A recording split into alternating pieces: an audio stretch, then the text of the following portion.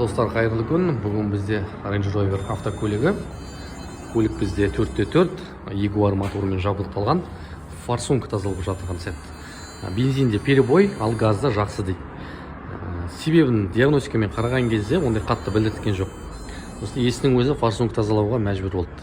Форсунка тазалағанның барысында біздер мына 4-ін тазаладық, 4-і жақсы болып шықты. Ал мына 2-4 форсунка бізде бірінші цилиндрдің форсункасы жасамайды. Тіпті 0. Жоқ ештеңе. Оны қалай тексеруге болады? Оны былай қазір режимді басамыз. Измерить сопротивление. 4 сымда міне тұр. Енді қараймыз. Сопротивлениесін өлшейміз. Қараңдар. 2-ші цилиндр, 3-ші цилиндр, 4-ші цилиндр. Форсунка жақсы. 3 форсунка жақсы көрсетіп тұр. Ал 1 форсунка ол біріншісі міне көрсетпей тұр ештеңе. Форсунка бізде жасамайды. Тағы қараймыз. Үшеуі шашып тұр, көрдіңіз ба?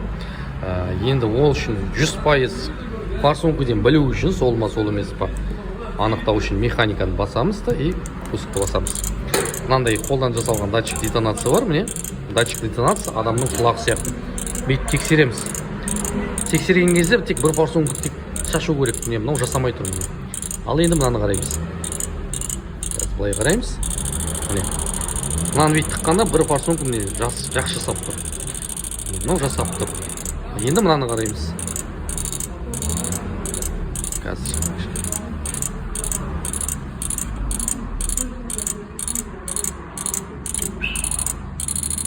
Мынау жасап тұр. Ал 3-4-ті көреміз. 4-ті жасап тұр. Бізде мынаны қанша тигізбе ештеңе жасамайды. Сондықтан бір форсунка біткен болып тұр. Форсунка іздейді, иесі табылса сатып береміз.